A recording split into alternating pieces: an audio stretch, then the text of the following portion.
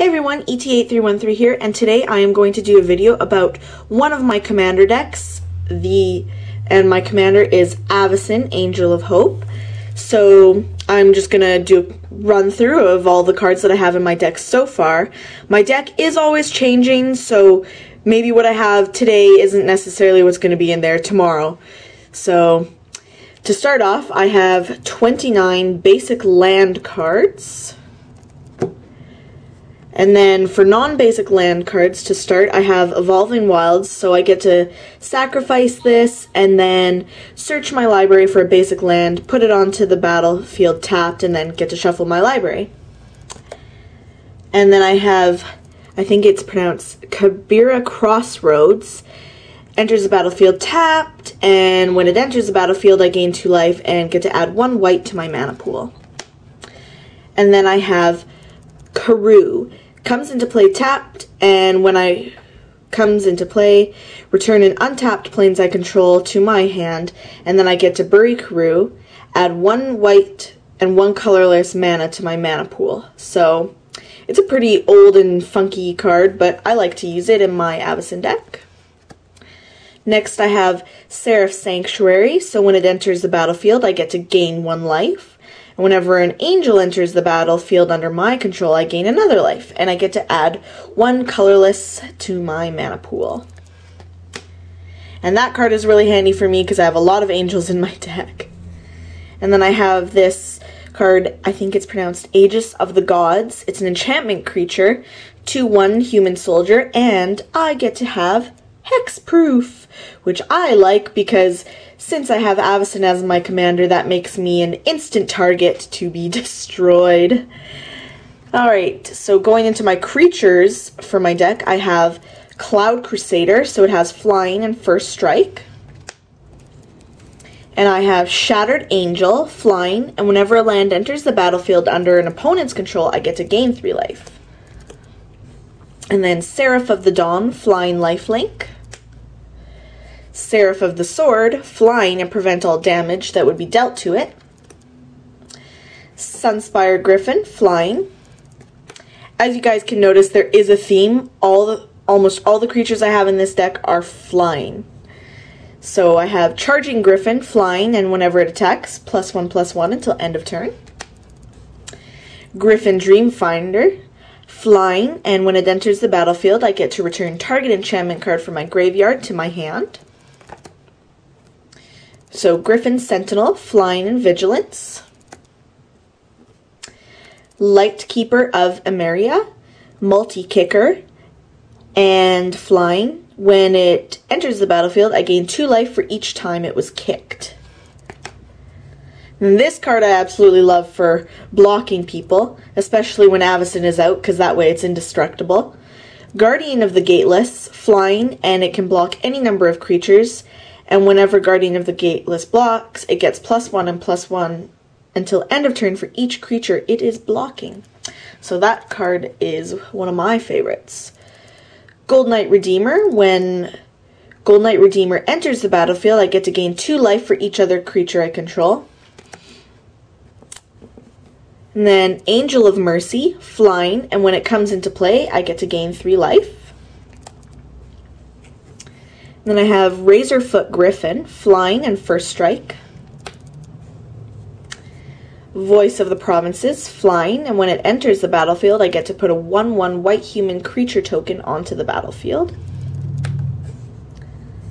And then I have Herald of War, and when it has flying, and when it attacks, I get to put a +1/+1 counter on it. And angel spells and human spells I cast cost 1 less to cast, and for each +1/+1 counter on Herald of War, which is certainly helpful since Avacyn is extremely expensive to bring out. Then I have Niblis of the Mist, flying, and when it enters the battlefield, I get to tap target creature. And then Niblis of the Urn, flying, and when it attacks, I also get to tap target creature. And I have Sarah Angel, flying and vigilance. My very low-cost creature, Suntail Hawk, just has flying. And I have Apex Hawks, And it has a multi-kicker and flying. When it enters the battlefield, put a +1/+1 on it for each time it was kicked. Then I have Silent Sentinel, flying, and when it attacks, I get to return target enchantment card from my graveyard to the battlefield. And then I have Howlhenge Spirit. It has Flash, and when it enters the battlefield, remove target attacking or blocking creature from combat.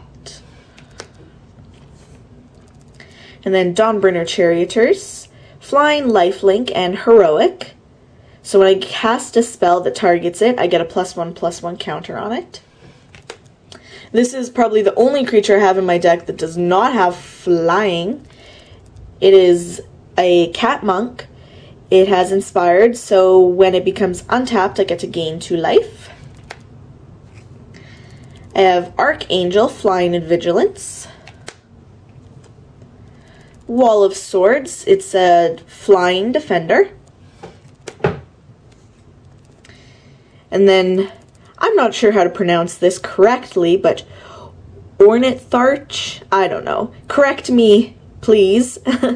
It has flying and tribute, so my opponent may choose to put 2 +1/+1 counters on it, and if tribute wasn't paid, I get to put 2 1/1 white bird creature tokens with flying onto the battlefield. And then I have Abby Griffin, flying and vigilance. And now moving on to the instant cards I have in my deck.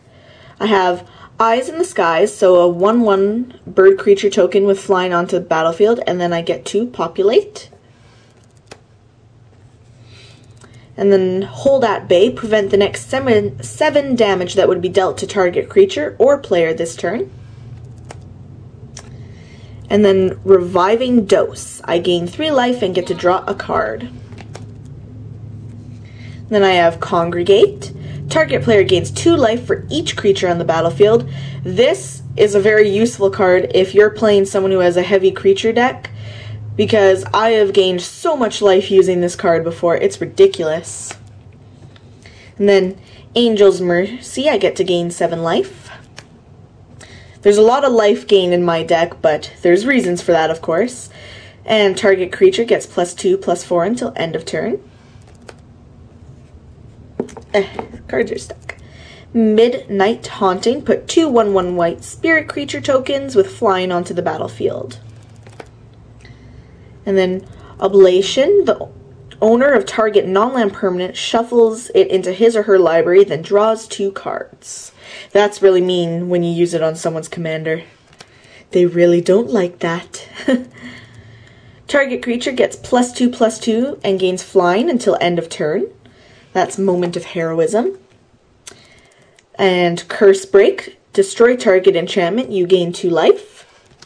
And now moving on to the artifact section of my deck. So I have Worn Power Stone. Enters the battlefield tapped, and I get to add 2 colorless to my mana pool. Hall of Triumph. As Hall of Triumph enters the battlefield, choose a color. Creatures you control of the chosen color get +1/+1. Obviously playing a mono white deck, the choice is easy. Traveler's Amulet. Sacrifice it, search my library for a basic land card, reveal it, put it into my hand, shuffle the library. I like the bonus of being able to shuffle my library as well as, you know, get that land out. So I have the Chalice of Life, so gain 1 life. Then if I have 10 or more life than my starting, I get to transform it into Chalice of Death, which I get to tap each turn and a target player loses 5 life. It's a little harder to use this when you're playing in a big group of a commander game, but sometimes when I just play one-on-one with someone, it's really good to use that. Put that aside. And then I have Gold Mirror. Add 1 white to my mana pool. And then this is the new artifact I got from the new Journey into Nyx set. It is a legendary artifact called Godsend. Equipped creature gets +3/+3. Whenever equipped creature blocks or becomes blocked by 1 or more creatures, I get to exile 1 of them. And opponents can't cast cards with the same name as cards exiled with Godsend. So that's a pretty good card. I like being able to exile people's creatures. And then Elixir of Immortality, so I get to gain 5 life, and then shuffle it into my library after I pay the price. Staff of the Sun Magus, I don't know how you say that. Whenever you cast a white spell or planes enters the battlefield, under my control, I get to gain 1 life. And then I have Mask of Avacyn. Equipped creature gets +1/+2 and has hexproof. Then I have Soul Ring and get to add 2 to my mana pool. Now we're moving on to the sorceries. So exile target creature or enchantment. Angelic Edict. Have Planar Cleansing. Destroy all non-land permanents. I only ever use this if Avacyn is out because then all my stuff is indestructible. And then get to destroy everyone else's stuff. Then I have Archangel's Light. Gain 2 life for each card in my graveyard and then shuffle my graveyard into my library. So that's useful. And then destroy all creatures. Once again, I only use it when Avacyn is out. That way my stuff is safe. Safe from myself. And then revoke existence, exile target artifact or enchantment. Then I have Defy Death. Return target creature card from my graveyard onto the battlefield. If it's an angel, put 2 +1/+1 counters on it. Then Achroma's Vengeance. Destroy all artifacts, creatures, and enchantments. And cycling. Discard this card, draw a card. So once again, only if Avacyn is out. And then now we have Sacred Nectar. Gain 4 life. And then Remember the Fallen. Choose one or both. Return target creature card from your graveyard to your hand and or return target artifact card from your graveyard to your hand. And Vanquish the Foul. Destroy target creature with power 4 or greater. And then we have enchantments now. So Path of Bravery. As long as my life total is greater than or equal to the starting life, total creatures I control get +1/+1. Whenever one or more creatures you control attack, you gain life equal to the number of attacking creatures. So that is always handy. And lifelink. Enchanted creature has lifelink. So pretty standard, but it's good when you have a really big creature. Angelic Accord. At the beginning of each end step, if you gain 4 more life this turn, put a 4/4 white angel creature token with flying onto the battlefield. I love my angel flying cards. So Circle of Protection green. So pay 1 and the next time a green source of your choice would deal damage to you this turn, prevent that damage. I know there are better cards for protection, but I mostly have this card in my deck because my husband plays a lot of green. So his green stuff is definitely takes me down a lot, so I need to prevent that in any way possible. Guardian Zendikon. Enchantland. It is a 2/6 white wall creature with Defender. It is also still a land. Whenever enchanted land is put into a graveyard, return that card to its owner's hand. And then, uh-oh, I dropped one. Oops. So Ghostly Prison enchantment.